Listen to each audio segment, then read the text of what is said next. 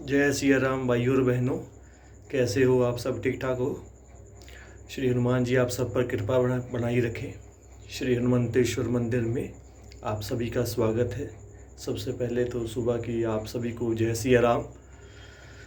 आज का जो विषय है वो पुराने ही विषय पर घर से ग्रह तक जो विषय है उसको हम मुख्य केंद्र में रखकर आगे इस कथा को बढ़ाते हैं। घर से ग्रह तक अर्थात हमारे घरों में पुराने समय में कितनी बरकत होती थी, कितना स्नेह था, कितना प्यार था।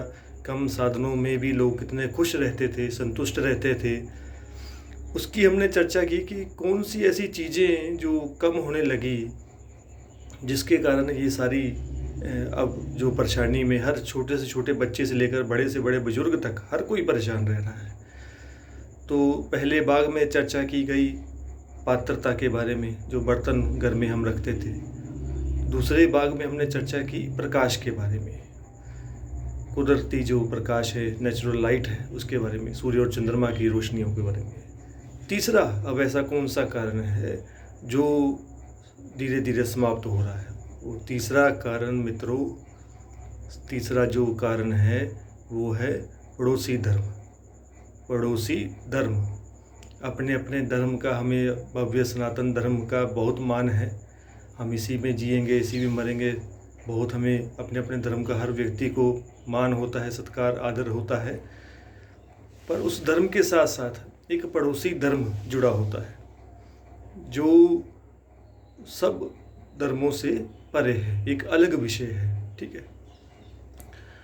तो पुराने समय में, आज से पहले ऐसा हमने देखा है, अनुभव भी है कि जो पड़ोसी होते थे वो कई बार तो परमात्मा से पहले पूजे जाते थे।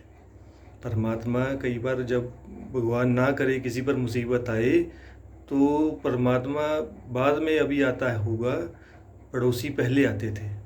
ठीक है, तो वो जो चीज़ पुराने समय में होती थी, पड़ोसी धर्म, उनके घर में रहना, किसी के घर में रहना, किसी घर में खाना पीना सोना नहाना, वो चीज़ें अब कहाँ रह गई हैं। एक छोटे से छोटे बच्चे भी अब बस वही रह गए हैं जो आसपास आस पड़ोस में जाते हैं, खेलते हैं, वरना बाकी हमने सबने अपनी अपने जीवन को इतना व्यस्त कर लिया है, इतना उलझा लिया है कि अब किसी के पास समय ही नहीं किसी के पास बैठने का।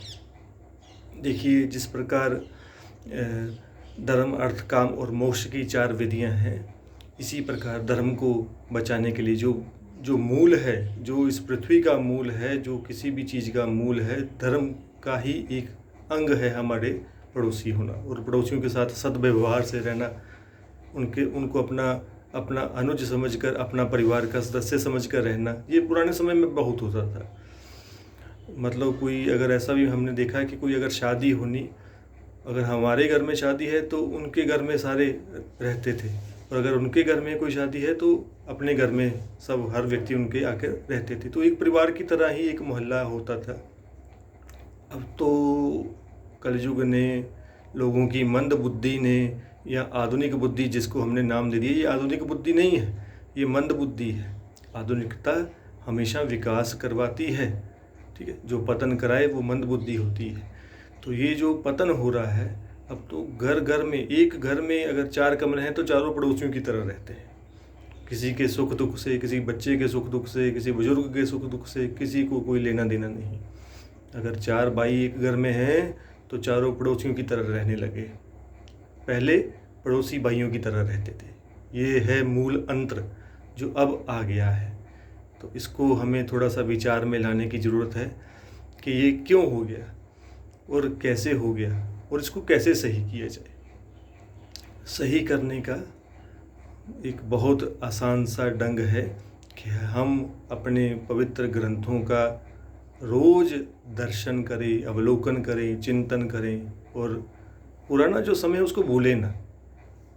जो अपने बुजुर्ग हैं उसको भूलें ना। जो देखो, जो व्यक्ति अपने बुजुर्गों को याद रखेगा ना, तो वो कभी भी अपने पड़ोस के साथ, पुराने जिनके साथ संबंध हैं, जो पुराने मित्र हैं, सगे संबंधी हैं, उनके साथ कभी खराब व्यवहार नहीं करेगा। जो अपने बुजुर्गों की दी हुई शिक्षाएं भूल जाएगा तो उनके लिए तो फिर प्रभु हनुमान जी ही भला करे, राम भला करे। ठीक है, तो अब तो देखिए पड़ोसी धर्म तो बहुत दूर की बात है, अब तो घरों में जो माएँ हैं उनको ही मुश्किल आ रही है। सबसे पहले तो माँ अपने बच्चे के लिए, अपने बेटे के लिए 6-6 महीने, साल भागती है कि इसकी शादी हो जाए, और फिर उसके बाद जब शादी हो जाए तो फिर हे राम। तो घर में माँओं की ही कदर कम होनी शुरू हो गई है, तो पड़ोसी धर्म तो एक बहुत अलग विषय है, बहुत अलग विषय है। ठीक है, तो सबसे पहले देखिए अनबन बनी रहनी हर किसी से, जहाँ दो बर्तन होंगे वो आपस में खड़केंगे ही, पर आपको इस बात का ध्यान जरूर रखना है कि हमें अगर किसी के साथ भी कोई मतभेद हो जाए, मतभेद, मनभेद नहीं होना चाहिए, मतभेद तो होते रहते हैं, चलते रहते हैं, वो तो दो सगे भाइयों में भी होंगे, पिता और पुत्र में भी होते हैं, माँ और पुत्री में भी होते हैं, मतभेद तो चलते रहते हैं। किसी को कोई कलर पसंद है, किसी को नहीं पसंद है, किसी को कोई टेलीविज़न का चैनल पसंद है, किसी को नहीं पसंद है, तो ये मतभेद है, पर इसमें मनभेद नहीं है। तो हमने घरों में क्या कर लिया कि मतभेद की जगह मनभेद को स्थान दे दिया है। उस मनभेद का शोधन जो है बहुत ज़रूरी है।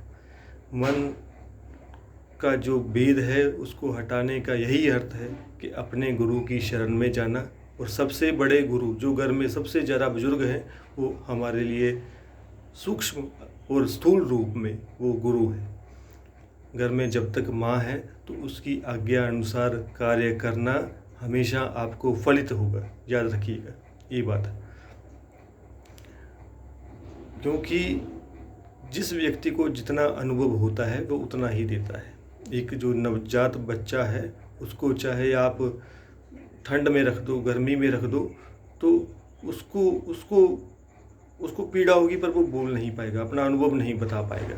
ठीक है, जो बुजुर्ग होता है वो पहले ही भांप लेता है कि कोई चीज़ कैसे ख़राब हो सकती है और कोई चीज़ कैसे ठीक हो सकती है। तो उनकी बातों को सुनिए ज़रूर, और सुनने का सबसे अच्छा अर्थ और सुनना तो हमारी नवता भक्ति का सबसे पहला चरण है, श्रवण भक्ति। ठीक है, तो आप उनके पास बैठिए, सुनिए, उससे आपका अपने घर में, अपने पड़ोस में, अपने समाज में स्नेह बढ़ेगा, प्यार बढ़ेगा, आदर बढ़ेगा। आपको यकीन मानिए धन दौलत की समस्याएं भी, भौतिक जो सुख हैं वो सारी चीज़ें अपने आप मिलने लगेंगी। बस इस चीज़ को एक गांठ बांध लीजिए कि जो पड़ोसी हैं वो पड़ोसी नहीं हैं, हमारे सगे संबंधी ही हैं। उनके सुख दुख में शामिल होना हमारा एक उसी प्रकार धर्म है जैसे खाना खाना, खाना कमाना, परिवार चलाना, ऐसा धर्म। वैसे ही सप्ताह में 1 बार 2 बार आप उनसे ज़रूर उनके पास जाइए, उनको अपने पास बुलाइए। तो ये ज़रूरी चीज़ें हैं, ये ज़रूरी चीज़ें हैं जो अब धीरे धीरे ख़त्म होनी शुरू हो गई हैं। ठीक है, अब तो क्या आपको बताया जाए कि कई जगह हमने खुद भी देखा है कि पड़ोसी के घर में आग लगी होती है और दूसरा पड़ोसी बाहर से आता है, 1 मिनट भी खड़ा नहीं होगा और जाके अपने घर में चला जाएगा। देखिए ये है कलयुग का गहरा प्रभाव कि हम किसी भी धर्म के हों परंतु मानवता ही छोड़ते जा रहे हैं। ये मानवता व्यक्ति के चरित्र का सबसे बड़ा हनन है। ठीक है, प्रभु श्री राम भी हमको सबसे पहले मानवता का ही धर्म बताते हैं। तो आप सबसे निवेदन है कि पड़ोसी को अपना सगा संबंधी समझकर, उनको अपना स्नेही जानकर आप उनके साथ मित्रतापूर्वक व्यवहार करें। यकीन मानिए आपकी हर प्रकार की मनोरोग की दशा में, ग्रहों की दशा में आपको प्रसन्नता मिलेगी, शुभ लाभ मिलेगा।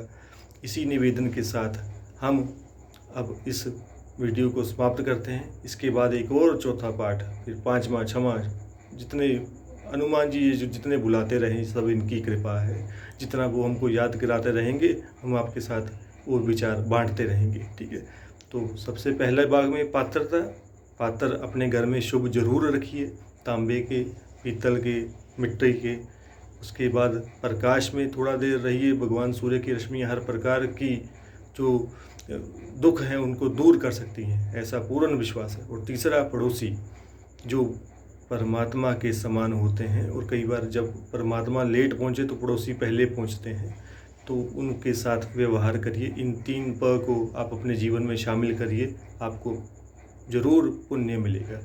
और एक बात और, इसके बाद जो चौथा चरण आएगा उसमें हम बात करेंगे कि इसके साथ साथ और क्या चीज़ है जो हम अपने जीवन में हम उसको जोड़ सकते हैं जिससे हमें शुभ लाभ मिले। चलिए हनुमान जी के चरणों में प्रार्थना करके आपसे विदा लेते हैं। ओम प्रणवो पवन कुमार खल भन पावक ज्ञान घन जासु हृदयागार बसहि राम सर चापधर अतुलित बलधाम महीम शीलावदेहम धनुज बन कृषाणु ज्ञानी नाम अग्रगण्यम सकल गुण निदानम वानराणाम दिशम रघुपति प्रिय भक्तम वात जातम नमामि। ओम अंजनी सुताय विद्महे वायुपुत्राय धीमहि तन्नो मारुत प्रचोदयात्। ओम हरे राम राम राम हरे हरे, हरे कृष्ण कृष्ण कृष्ण हरे हरे। श्री हनुमान जी आप सबको खूब आशीर्वाद दें, आपके घर में प्रसन्नता बनी रहे, ऐसी मेरी मनोकामना है। जय सिया राम, जय सिया राम, जय जय सिया राम।